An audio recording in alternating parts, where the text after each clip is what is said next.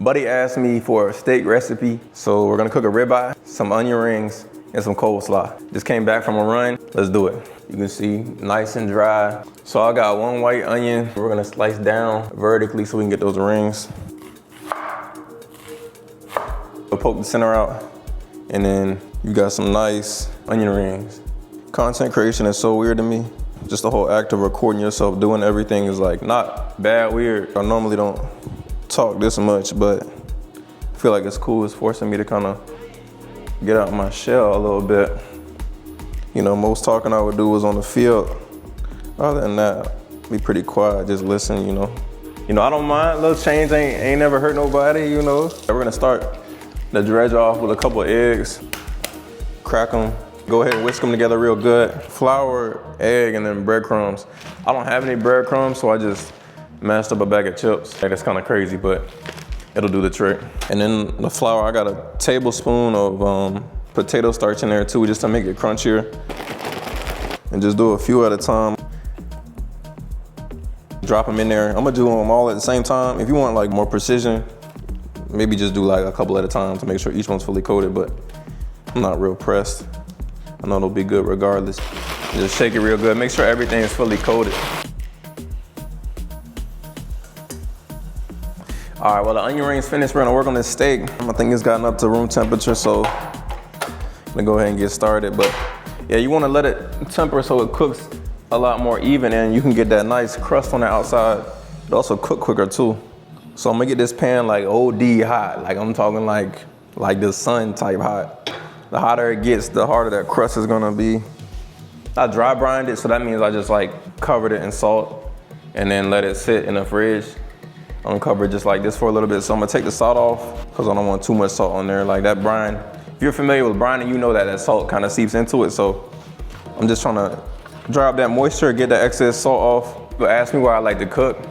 Honestly, I grew up watching my grandmother cook pies a lot. And so I really enjoyed that. And then fast forward to now, when I stopped playing, it was like, you know, my whole life was spent trying to be the best that I could for sports. You know, everything I did off the field was to enhance my life on the field, and then, you know, my branding off the field.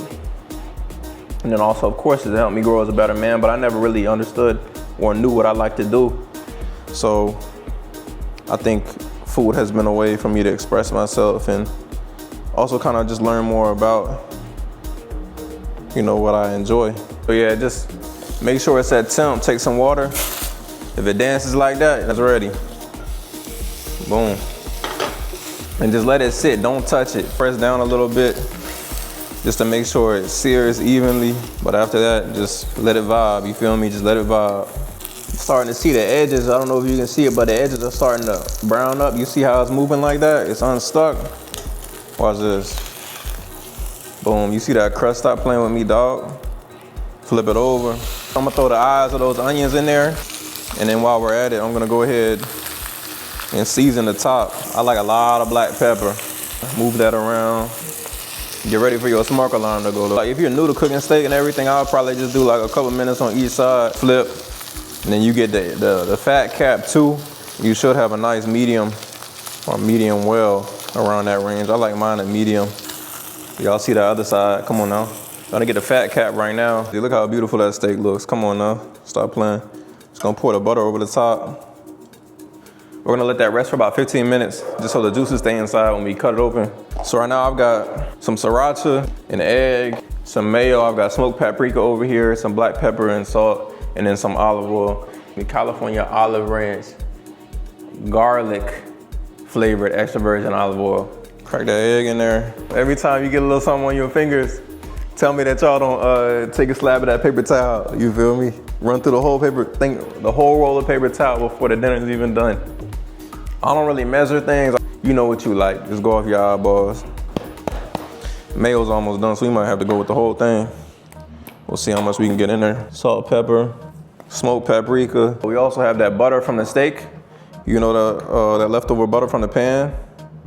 Yeah, you know exactly what I'm about to do with it. I'm about to throw it in here. And we'll just add more as we go, some more olive oil as we go. I got a blender right here, hand blender. You can throw this in any type of blender you want. Look at that color, that's crazy. I'm gonna taste it just to make sure. That's really good, but I taste a lot of mayo, so you know we gotta add maybe some oil. About to find out. All right, so here's the moment of truth. I'm hoping for like medium well. Yup, come on, boy. Come on, boy. Come on now, hold on. Amen. Come on, you see it. I don't know what y'all call that. I call that medium well. It's kind of like a bright pink, so some might say like medium, but I'll go medium well. Whatever direction the lines go, cut opposite of that. A good video of this. Yes, God. Come on, man. Yes, God. You see it. Ribeye steak, small size salad. Let's dig in. See the steak.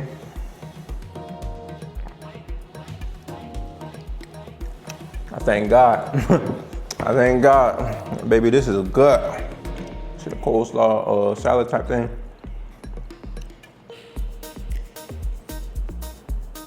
You see it. You hear that crunch?